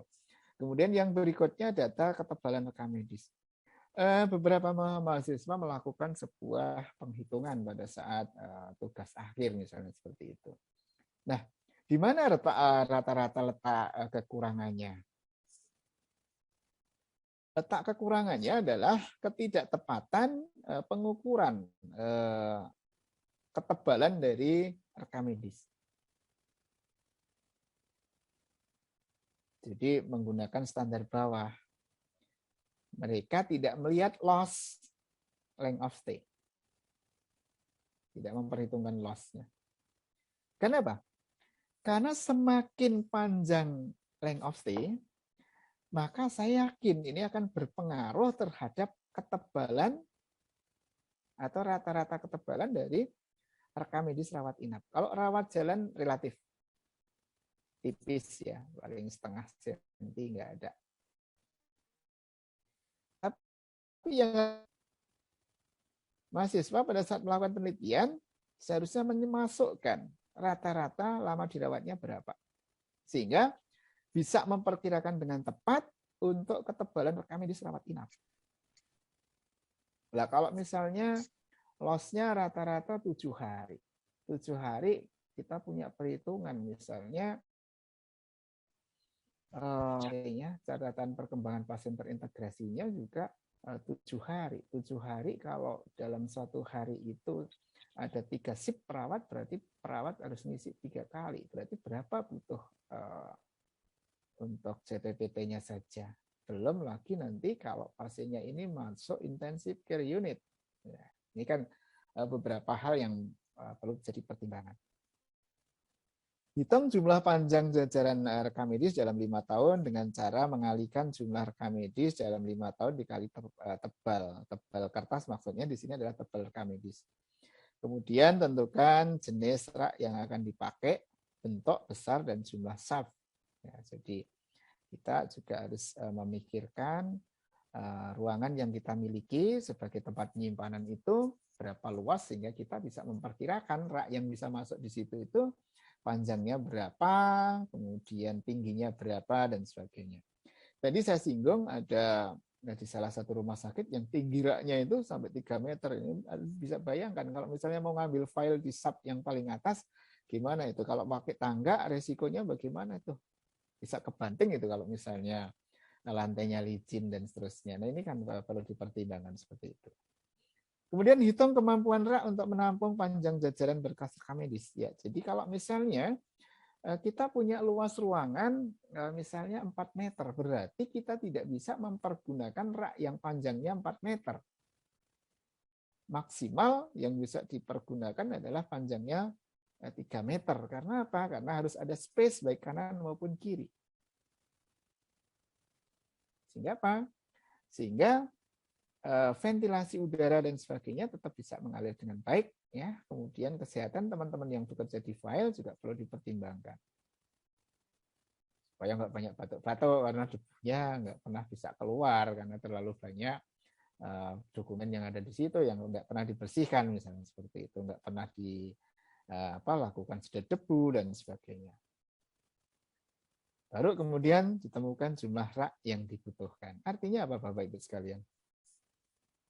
Artinya dalam sebuah proses untuk menghitung kebutuhan rak, ada beberapa item data yang kemudian kita butuhkan dan selanjutnya penghitungan atau perkiraan ketebalan dokumen rekam medis yang merupakan salah satu data yang dibutuhkan, jangan sampai salah. Satu. Kemudian yang kedua, mungkin sedikit perlu saya sampaikan terkait dengan penelitian mahasiswa juga. Kadang-kadang mahasiswa melakukan penelitian tapi nggak melihat bagaimana kondisi di ruang penyimpanan. Jadi melihatnya cuma ya pokoknya butuh raknya itu sekian gitu. Sementara ruangannya nggak memungkinkan untuk kemudian dibuat atau pengadaan rak sebesar apa yang dihitung oleh mahasiswa. Ini pertanyaan saya, ini manfaatnya untuk rumah sakit apa kira-kira? Kalau misalnya tidak ada manfaat di rumah sakit, nah di rumah sakit kemungkinan besar akan itu. Makanya inilah yang kemudian harus betul-betul diperhatikan juga pada saat mungkin ada rencana penelitian terkait dengan tugas akhir dan sebagainya.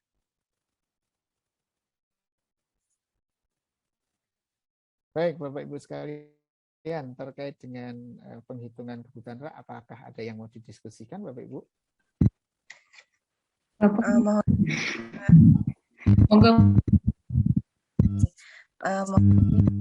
Bertanya tadi terkait keamanan dan kerahasiaan dokumen berkas rekam medis itu apa hanya dilihat dari tadi kan ada Bapak bilang bisa kena ruang penyimpanan gitu ya. Nggih. Ruang penyimpanan yang jadi satu dengan ruang pengolahan gitu ya, Bu ya. Iya Pak, benar. Bagaimana dilihat seperti apa Pak keamanan dan kerahasiaannya itu yang bagaimana? Okay.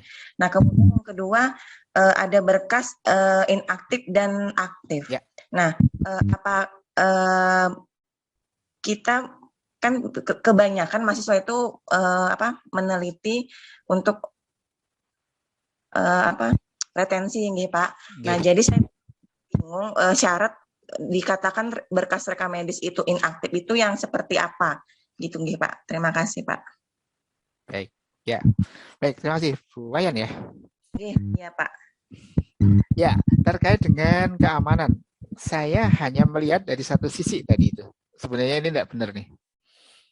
Karena sisi yang saya tekankan di sini adalah di tempat penyimpanan tadi. Sebenarnya kalau saya bilang keamanan itu melihatnya secara komprehensif, tidak hanya di ruang penyimpanan sebenarnya begitu. Tetapi memang di dalam beberapa standar akreditasi itu yang ditekankan adalah pada ruang penyimpanan. Begitu Ibu.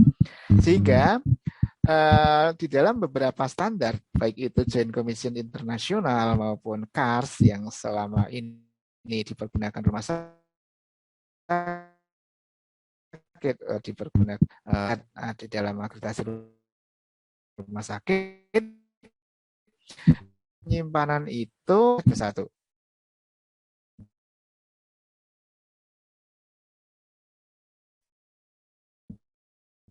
Kemudian yang tadi di ruang penyimpanan sebenarnya tidak diperkenankan di ruang penyimpanan.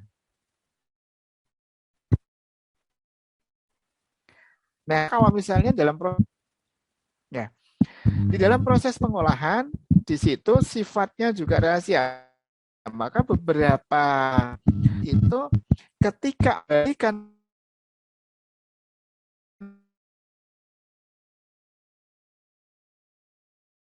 rekam medis itu sedang membawa apa petugasnya seperti itu bisa seperti itu. Kemudian terkait dengan pertanyaan yang kedua.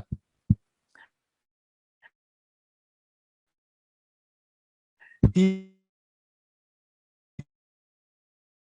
dalam inaktifnya ada rekam medis yang bisa dipisahkan setelah tidak berkunjung selama 5 tahun terakhir. Nah, kategori inaktif itu sebenarnya ada pada edaran Dirjen Yanmed yang dikeluarkan tahun 1997 kalau tidak salah. Ya, mohon dikoreksi nanti kalau misalnya salah. Di mana di situ dikategorikan ada rekam medis inaktif dan ada rekam medis aktif. Rekam medis inaktif adalah rekam medis yang sudah tidak dipergunakan atau pasiennya tidak pernah berkunjung lagi selama 5 tahun terakhir atau 5 tahun dihitung sejak pasien tersebut meninggal dunia. Nah, itu adalah dalam ketentuan rekam medis inaktif menurut surat edaran Dirjen Yanmed. Nah, kalau di Permenkes 269 cuma disebutkan bahwasanya rekam medis dari pasien yang tidak pernah berkunjung selama 5 tahun atau dihitung 5 tahun sejak pasien itu meninggal, maka bisa dipisahkan dari rekam medis aktif. Begitu kira-kira Bu Wayan, masih ada yang mau dikonfirm? Terima kasih Pak, terima kasih banyak. Ya, baik.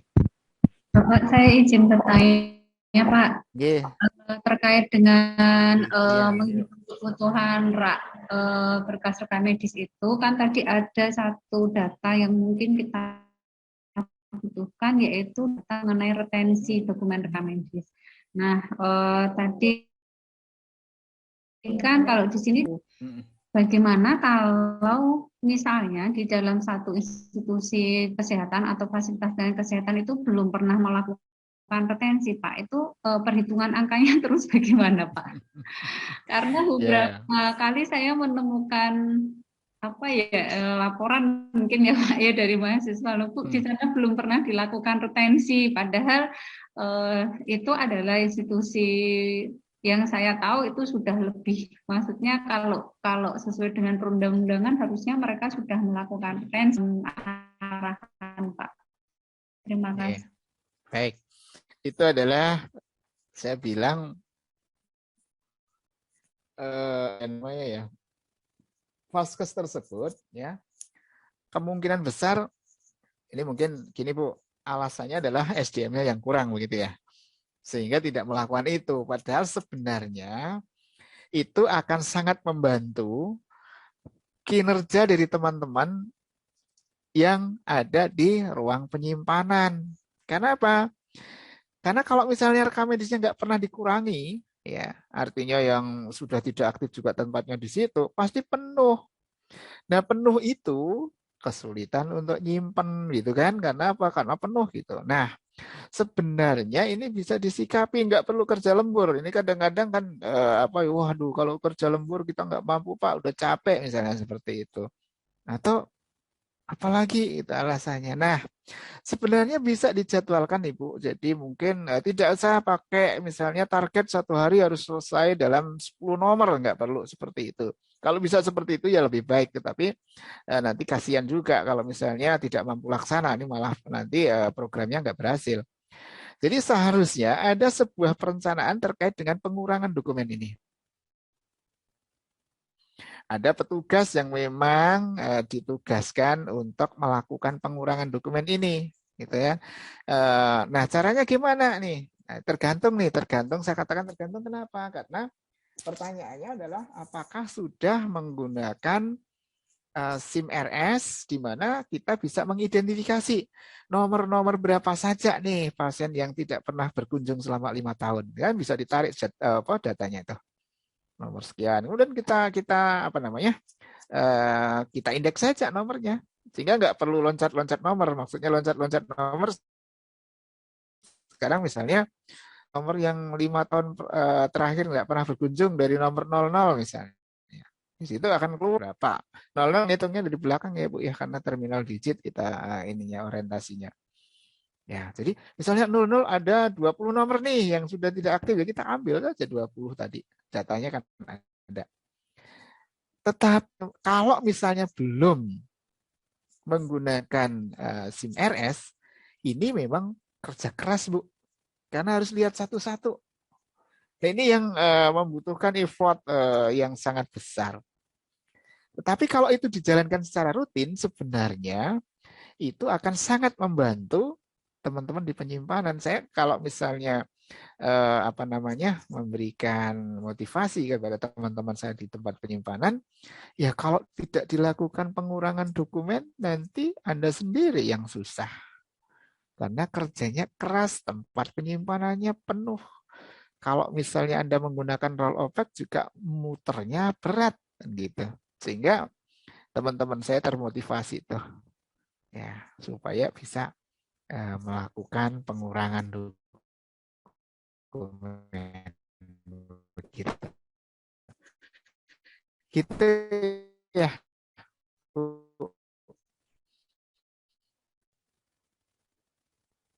Dengar suara saya, Bu? Putus-putus ya, Pak. Aduh. Ini tapi sudah ada lagi. Oke. Gitu ya Bu ya, kira-kira ya Bu ya. Iya Bapak, mungkin saya tuh yang bingungnya begini Pak, kalau misalnya di dalam rumus gitu ya Pak, rumus untuk memprediksi jumlah kebutuhan DRM itu kan, saya lupa sih rumus persisnya seperti apa, tetapi di sana itu kan ada satu apa namanya ya, satu variabel yang harus kita masukkan yaitu retensi dokumen itu Pak. Lah untuk rumah sakit atau puskesmas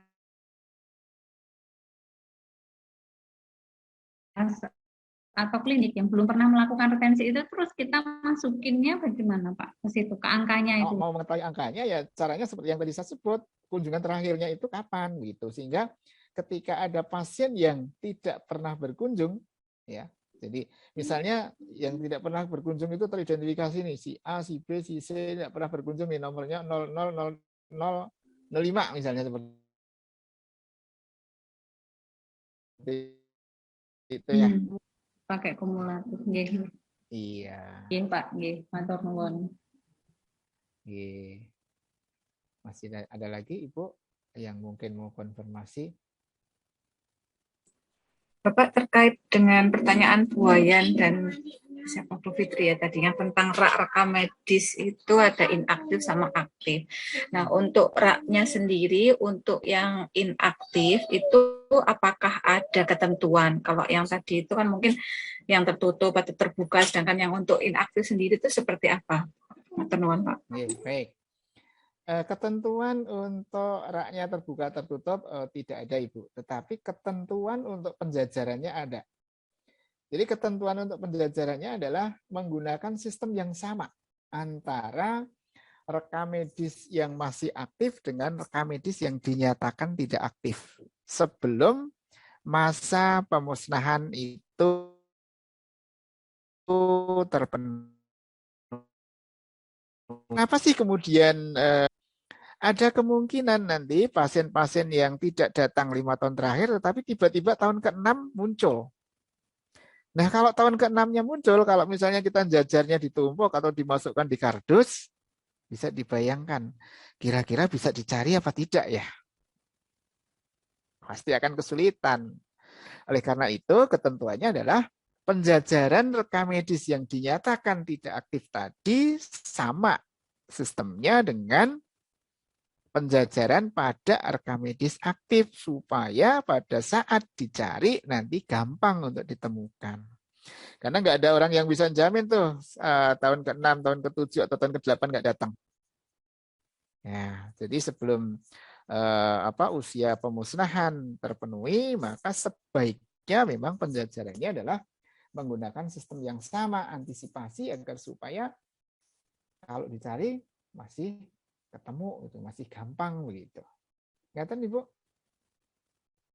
Ya, Pak, terima kasih. Baik, saya lanjutkan ya Bu ya, Pak ya.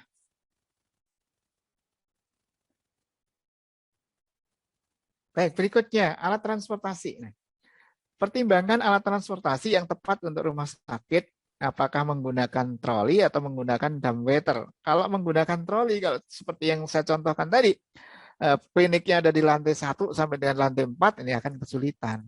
Makanya ada dumbwaiter atau mungkin semacam lift barang begitu yang bisa dirancang.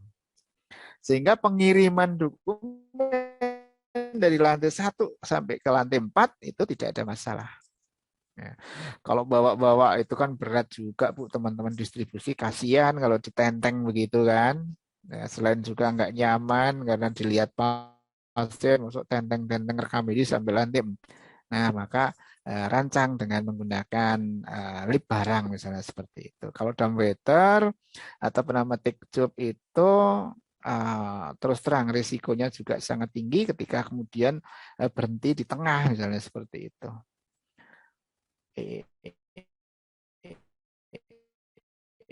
Apalagi nih ya, untuk lewat unit kerja rekam medis memanfaatkan space untuk pengaturan rak meja, kursi dan sebagainya. Kemudian perhatikan suhu ruangan, penerangan cukup, warna tembok, tata meja menghadap arah yang tepat kalau 1,5 meter ya. Ini kadang-kadang ya kita harus melakukan pengaturan tidak sesuai dengan teori ya, mungkin saja yang jelas bahwasanya teman-teman itu bisa bekerja dengan nyaman begitu. Karena apa? Kalau misalnya jarak satu meja dengan meja yang lain itu 1,5 meter begini, habis tempatnya nanti ya. Ya, ini adalah salah satu hal yang perlu diperhatikan. Kemudian suhu ruangan ini juga ini kan terkait juga dengan kenyamanan dia juga. Kenapa? Karena suhunya terlalu panas misalnya seperti itu, Bu. Ya, tidak harus menggunakan AC, menggunakan mungkin kipas angin dan sebagainya, mungkin bisa juga dipertimbangkan. Berikutnya hubungan dengan unit lain, desain layout yang berhubungan dengan efisiensi dan efektivitas kerja, pengelolaan dan juga pelayanan rekam medis, dan mempertimbangkan ergonomi juga. Ya, terkait dengan tadi ya posisinya di tengah dan sebagainya. Kemudian diagram alur kerja. Nah, ini Bapak Ibu sekalian mungkin perlu saya sampaikan juga di sini pada saat membuat diagram alur kerja untuk pengolahan rekam medis, ini harus betul-betul diperhatikan antara meja yang satu dengan meja yang lain. Ini kadang-kadang di assembling tidak diperhatikan sehingga bolak-balik begitu. Maksud saya begini, urutan meja itu juga bisa diperhatikan. Meja yang pertama adalah penerimaan pengembalian dokumen. Nah, di situ adalah teman-teman kita di assembling yang memang prosesnya untuk melakukan penerimaan. Baru setelah itu meja berikutnya analisis, misalnya analisis kuantitatif. Baru berikutnya kemudian assembling misalnya. Terus berikutnya nanti teman-teman coding yang akan bekerja. Nah, ini satu alur yang betul-betul harus diperhatikan. Kalau dibulak-balik ini nanti tidak nyaman dan juga mungkin kinerjanya tidak bisa optimal. Betul-betul diperhatikan supaya nanti penataan meja dan seterusnya itu bisa diperhatikan dengan tepat gitu ya. Bila kepala unit kerja rekam medis kurang menguasai hal tersebut, sebaiknya berkonsultasi. Jadi ada semacam diskusi begitu bisa saja. Saya masuk pada rencana kerja tahunan mencakup kegiatan rutin. Maksudnya begini, Bu. Jadi kita membuat sebuah rencana kerja itu terbagi menjadi kegiatan rutin. Seperti apa? Seperti kebutuhan barang-barang cetakan yang berupa formulir. Ini rutin. Ya. Contohnya apa? Contohnya penggunaan formulir rawat jalan, rawat inap, kemudian UGD dan sebagainya. Nah, ini betul-betul harus ketepatan melakukan perkiraan kebutuhan ini sangat-sangat dibutuhkan agar apa? Invest yang kita lakukan tidak banyak terjadi kesalahan begini. Karena apa? Karena kita harus efisien juga. Maksudnya begini, kebutuhannya itu sebenarnya 100.000, taruhlah seperti itu ya, angkanya kecil aja biar nggak susah ngitungnya. 100.000, tetapi ternyata ternyata kebutuhan kita sebenarnya cuma 80.000 misalnya. Berarti yang 20.000 itu adalah untuk saldo besok gitu kan. Nah, saldo besok itu perubahan formulir sayang kan, cuma dibuang. Padahal 20%. Kemudian pengembangan SDM yang non formal. Nah, pada saat kita diskusi di awal, saya sampaikan bahwa salah satu hal yang perlu dipertimbangkan untuk pengembangan SDM adalah peningkatan keterampilan, di mana kemudian SDM itu, ya, kalau kita mengacu pada standar akreditasi, memerlukan pelatihan selama 20 jam. Nah, ini berarti harus dilakukan perhitungan nih untuk pengembangan non formal, untuk peningkatan keterampilan. 20 jam per SDM. Nah, ini kalau ada rumah sakit yang diskusi dengan saya, biasanya saya sampaikan bahwasanya untuk bisa memenuhi hal tersebut ya in-house training. Kalau misalnya itu dilakukan pelatihan di luar, kayaknya nggak mungkin. Karena apa? Maksud iya mau pergi semua kan nggak mungkin. In-house training bisa dilakukan pada hari Sabtu dan Minggu misalnya seperti itu. Cukup itu 20 jam untuk 2 hari. Dan bisa apa? Bisa semua diikuti oleh semua SDM. Ya. Kemudian yang non rutin, pengadaan alat. Pengadaan alat, misalnya kita usulan untuk penambahan roll pack untuk tempat penyimpanan atau rak terbuka untuk tempat penyimpanan bisa saja. Kemudian juga pengembangan SDM formal. Ini formal masuk di non rutin karena apa? Karena tidak mungkin kita menyekolahkan semua begitu kan? Berarti apa? Berarti kita tunggu dulu yang ini lulus baru masuk lagi, yang ini lulus baru masuk lagi dan sebagainya. Kemudian kegiatan operasional tadi yang saya sampaikan terkait dengan formulir itu untuk kepentingan operasional. Jadi nggak mungkin kita nggak mempergunakan formulir, ya kan? Kalau kita masih manual. Satu contoh nih, sasaran strategis indikator kinerja target program kerja unit kerja rekam medis terbagi dari beberapa kolom, misalnya sasaran strategis indikator kinerjanya, tujuannya, kegiatannya. Sasaran strategis terwujudnya kepuasan stakeholder. Jumlah komplain tertulis dari pasien yang dibuat surat jawabannya 100%. Terus penyelesaiannya gimana? Penyelesaian jawaban komplain. Tujuannya apa? Untuk meningkatkan mutu pelayanan. Kegiatannya apa? Mempelajari komplain yang masuk. Merancang perbaikan atas komplain. Artinya ada sebuah upaya di dalam kinerja tahunan tadi untuk juga memperhatikan bagaimana kebutuhan dari pelanggan kita. Berikutnya terwujudnya peningkatan revenue. Nah, ini unit kerja kami sekarang itu kan apa ya?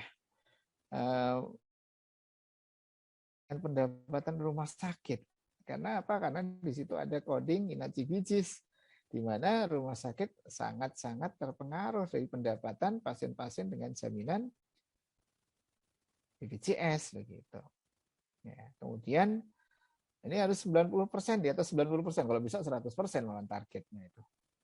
Harus bisa terselesaikan. Kemudian programnya apa nih? Penyesuaian grouping pasien BPJS, penyelesaian revisi pending.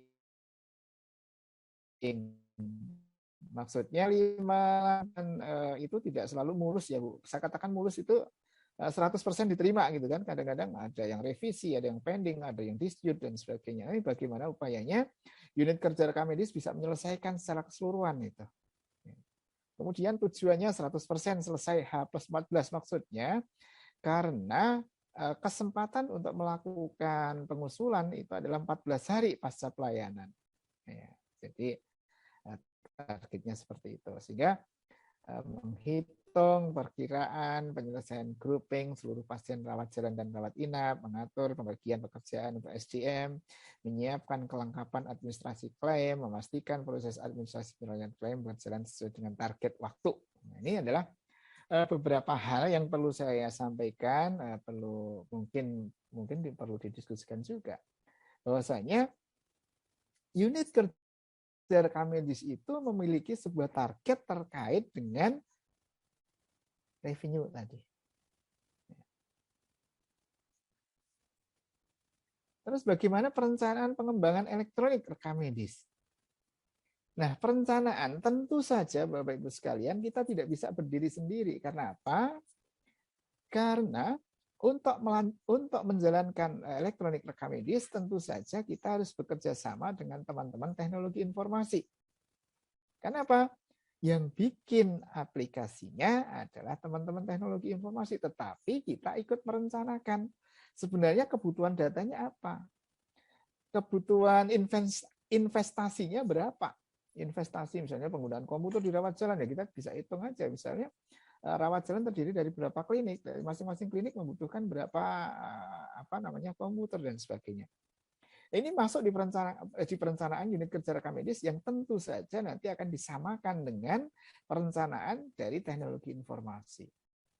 Kemudian rencana implementasi baik itu rawat jalan UGD maupun rawat inap. Ya. Saya kira untuk implementasi dari rekam medis elektronik ini tidak bisa kemudian berjalan bersamaan begitu misalnya. Akan mengalami kesulitan. Tentu saja dengan menggunakan satu pilot project seperti itu. Misalnya rawat jalan. Oke, rawat jalan misalnya kalau kliniknya cukup banyak ya mungkin 1/4 dulu misalnya seperti itu untuk uji coba aplikasinya. Ya. Kemudian baru nanti masuk UGD, kemudian rawat inap dan sebagainya. Nah, bagaimana dengan dampak terhadap anggaran manualnya? Nah, ini luar biasa nih. Ketika melakukan sebuah peralihan, investasi yang dilakukan adalah berubah dari yang tadinya investasi ke biaya operasionalnya adalah pengadaan formulir, ini investasinya pada pengadaan komputer. Makanya tadi saya sampaikan, kita tidak bisa bekerja sendiri, ini harus bekerja bersama dengan teman-teman di teknologi informasi. Sehingga anggaran-anggaran yang tadinya dipergunakan untuk pengadaan form manual, maka bisa kita alihkan ya ke pengadaan komputer. Gitu. Nah, yang menjelang selesai materi saya, bagaimana peran PMIK? Ini tantangan nih Bapak Ibu sekalian. Apa sebenarnya peran PMIK? Harus mampu menghitung kebutuhan formulir rekam medis, general concern, formulir rawat jalan dan formulir gawat darurat, formulir ringkasan pulang, baik itu rawat jalan maupun juga UGD, kemudian permintaan layanan penunjang, dan juga layanan farmasi. Maksudnya apa Bapak Ibu sekalian? Beberapa layanan ini kalau misalnya sudah melakukan penerapan rekam medis elektronik, mungkin bisa saja kemudian dialihkan ke elektronik. Cuma pertanyaannya bagaimana dengan general concern dari pasien? Nah, ini bisa didiskusikan secara khusus nih terkait dengan aspek hukum rekam medis. Kemudian, nah kalau formulir rawat jalan dan gawat darurat pasti nih bisa digantikan kalau misalnya sudah menjalankan elektronik rekam medis. Termasuk juga di dalamnya adalah ringkasannya. Nah, muncul diskusi. Bagaimana kajian dari rekam medis terkait dengan item data supaya PPA tidak mengalami kesulitan di dalam input data. Berarti pertama harus ada pendampingan nih misalnya. Oke, yang kedua dari sisi efisiensi. Nah, beberapa item data yang merupakan data ulang, nah ini bisa ditarik datanya. Jadi kalau misalnya assessment awal nih butuh data pemeriksaan vital sign misalnya, ini sudah dilakukan nih dalam durasi beberapa menit, perbedaan karena triase sama misalnya sudah layanan gawat darurat. Ya. Atau bisa juga diukur ulang sih, karena apa? Karena kemungkinan akan berbeda gitu hasilnya. Ya mungkin saja, makanya di sini banyak diskusi dengan PPA. Kemudian akan menghilangkan nih layanan penunjang, permintaan layanan penunjang dengan menggunakan kertas misalnya. Ya bisa work ordernya menggunakan sistem, sehingga akan lebih cepat gitu, prosesnya. Termasuk juga pembuatan resep. Sekarang apa perannya prakamedis? Tentu saja kalau peran terkait dengan layanan farmasi, terkait dengan layanan penunjang adalah bagaimana kita melakukan desain dari work order tadi. Nah, kalau formulir rawat jalan, formulir prakamedis rawat inap, rawat jalan dan UGD pasti kita akan melakukan desain bareng-bareng dengan PPA dan juga teman-teman teknologi informasi.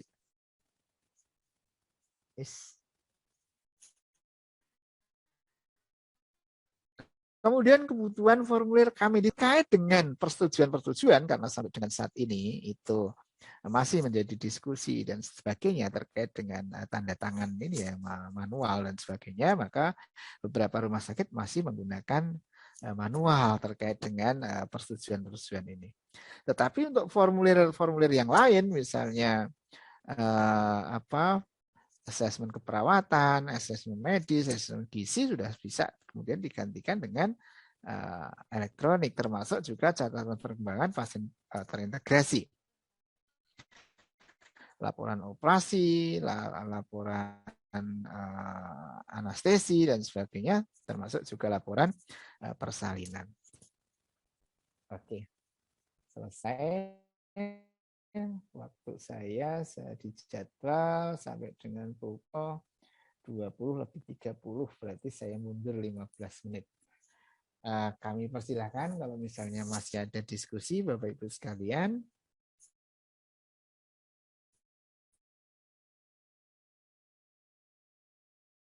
Silahkan.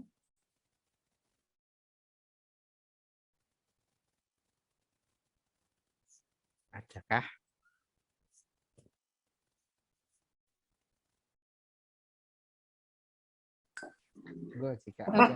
Untuk terkait dengan anggaran, pengajuan anggaran itu yang sebaiknya seperti apa nih kalau untuk di unit rekam medis? Tadi di awal sedikit sudah singgung, kita harus tren perkembangan pasien. Misalnya pertumbuhannya berapa persen, seperti itu dengan melihat tren 5 tahun terakhir misalnya.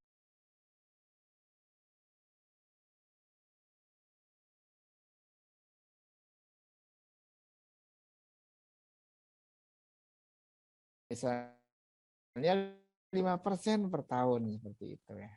Sehingga nanti tidak akan mengalami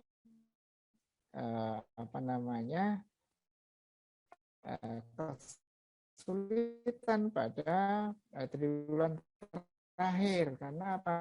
Misalnya kita tidak memelihara perkembangan ini, persediaan formulir habis. Nah, ini yang dikhawatirkan. Harus menggunakan data yang cukup baik supaya kita bisa memperkirakan kebutuhan untuk tahun yang akan datang. Kan biasanya kita melakukan usulan itu pada bulan September ya. September misalnya sekarang tahun 2021 ya, September 2021 untuk tahun 2020. Kemudian juga butuh data kan yang kadang-kadang ini Bu, kita tidak memikirkan inflasi ya, sementara harga itu akan dipengaruhi oleh inflasinya berapa persen dan sebagainya. Ini yang juga perlu diperhatikan. Gitu Bu, kira-kira Bu. Kalau untuk komponennya yang sama dengan yang tadi ya Pak, ada yang rutin, ada pengadaan, kemudian operasional gitu nggih. Nggih. Ya, sama seperti yang tadi saya sampaikan. Karena itu apa? Karena itu memang merupakan apa ya, kondisi yang rata-rata dialami. Artinya kita harus memikirkan juga untuk pengembangan SDM, jangan sampai kemudian kita tidak memikirkan bagaimana pengembangan SDM teman-teman kita sendiri begitu. Kasihan nanti kalau misalnya karirnya terhenti gitu. Ya, Pak. Terima kasih, Pak. Masih ada Bu, Pak, yang mau didiskusikan? Silahkan juga misalnya masih ada.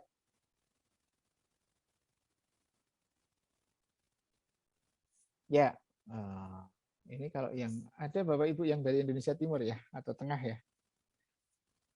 Ini sudah pukul 10 ya kalau yang di Indonesia Tengah.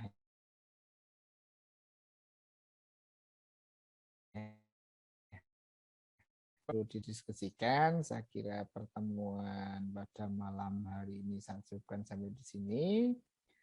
Insya Allah bisa ketemu lagi di lain kesempatan. Ya, terima kasih atas perhatiannya.